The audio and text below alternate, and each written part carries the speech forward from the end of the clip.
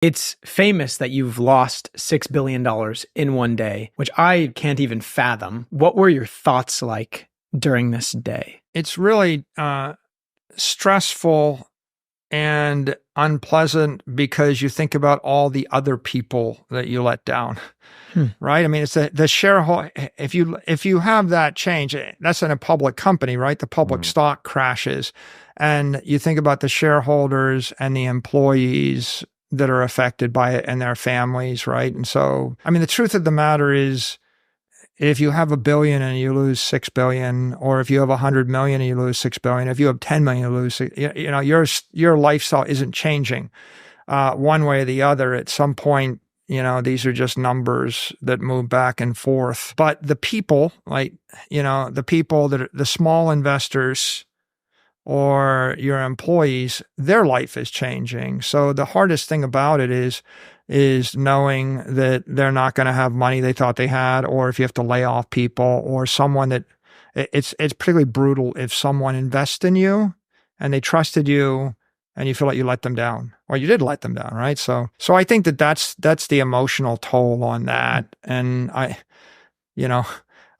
mean, to this day, like, people ask me, you know, what about, should I buy MicroStrategy stock? And I don't want them to. Like I would never recommend anybody to buy it, because you might buy it and it might trade down 10%. You might feel like I let you down, or I don't want you to rely upon me. I'm like, do your own research, make your own decision. It's very risky, right? Like, It's volatile. And that's why I think even with Bitcoin, I would say, if you're not ready to hold it for 10 years, don't hold it for 10 minutes. Like, I would prefer, if you look at me and said, I really need the money in the next 4 years, I would say, definitely don't buy it. I mean, it's reasonable. No one's ever lost money holding it more than 4 years, but really your attitude ought to be, it's a 10-year investment.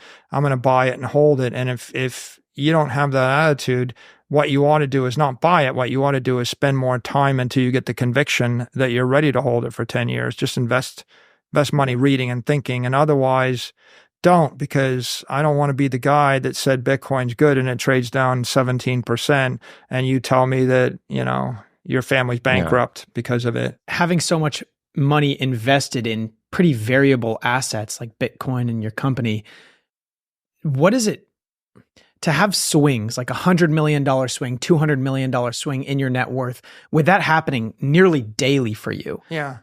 Do you feel anything outside of that? Like, how can any other life experiences compare to that sort of financial swing? I'm going to tell you a true story.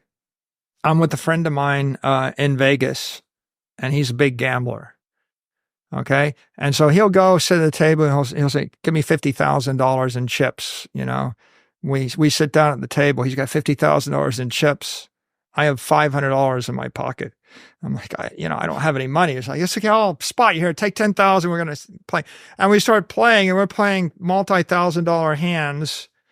Okay. And the truth is, I would have a hard time just gambling $50,000, going up and down $10,000. He has no problem at all.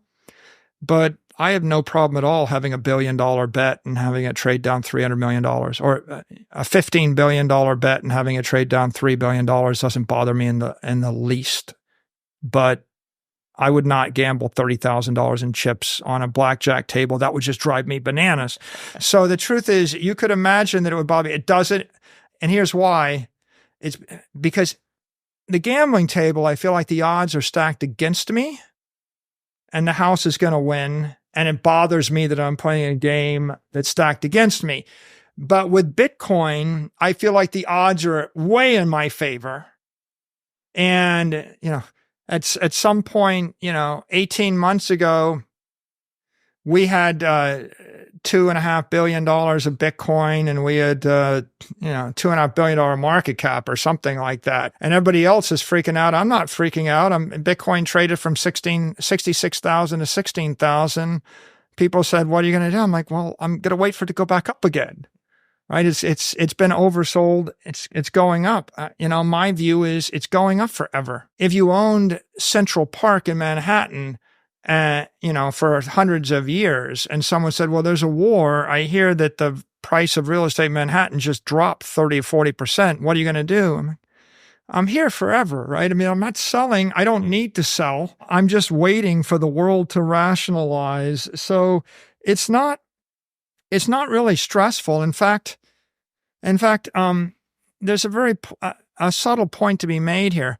MicroStrategy's attribute is that it's volatile. Like, the reason that we're able to raise billions of dollars of capital is because we're more volatile than Bitcoin, and Bitcoin is more volatile than the S&P index. So that's actually an attribute. It makes the options valuable. That's why there's $30 billion or more of options trading in the options market, because if there was no volatility, the options are worthless. And if the options are worthless, we can't raise money. So we can go to the market and raise $1 billion and pay 60 basis points or 70 basis points. I can borrow money for 0.5%. You probably can't borrow $1 billion for 0.5% interest. I can borrow it for 0.5% interest for 6 years. Okay. And so you're going to say to me, are you bothered by the swings? No, I'm aware that because of the volatility, I'm able to sell a convertible bond that's got a 7-year duration or a 7-year duration and pay 80 basis points interest. That's no recourse, unsecured, right? Which is, and if I didn't have the volatility, if it went away, I would pay 10% interest. And by the way, I'd have to pay 10% interest, and I would only be able to borrow about 1/4 as much money. You have to embrace the volatility in the same way that you get out in the ocean and you put up the sail and the ocean kind of does this to you, and this is your cabin. And you're like, are you bothered by the motion? And I'm like, well, I mean, the alternative is get out and swim. Yeah. But it's still not good. I mean, the truth is, I'm not going anywhere if I don't accept the volatility. And there's a difference between volatility. Like, MicroStrategy had $500 million of cash it didn't need and no volatility 4 years ago. Today, MicroStrategy has $14 or $15 billion of Bitcoin, $3 billion or $3.5 billion in debt. So it's like plus $12, $13 billion of assets it doesn't need. What difference does it make whether the amount trades up $1 billion a day or down a day? It's $1 billion. When Bernard Arnault goes from being worth, $180 billion to $160 billion to $120 billion to $200 billion, do you think it bothers him? Does it change his behavior? I mean, the reason he's successful is laser-like focus on the luxury business. Right? It's like that's just an artifact of it. And we can make that volatility go away. You know how we do that? We just give away all the money. Like Bernard Arnault could just give away all the stock and he wouldn't have any volatility. In MicroStrategy, if we gave away the $15 billion, we wouldn't have any volatility. But volatility is vitality. It's life, right? So you're better off. You do bring up an important point, which is conventional wisdom in corporations is volatility is bad and capital is toxic. So most corporations in the world, what they do is they say we have to give the capital back to the shareholders because holding it as debt is obviously destroying shareholder value, right? You notice the big buyback at Apple, the big buyback at Facebook, the buyback at Google, the buybacks, the capital is toxic. It's like, I want to get rid of it. Why is money a bad thing? Think about it for a second. Because you've got to invest in the wrong asset. You've got the wrong kind of money. You're holding 100 billion of pesos that's going to zero. If you're holding 100 billion of Bitcoin, it's doubling in 3 years, right? So the capital is toxic. So they decapitalize, which is pernicious. And the other thing is volatility is toxic. And so they want to get rid of volatility. Microsoft sells contracts 3 years in advance, like a 3-year enterprise agreement. Like, I just want long-term rental contracts.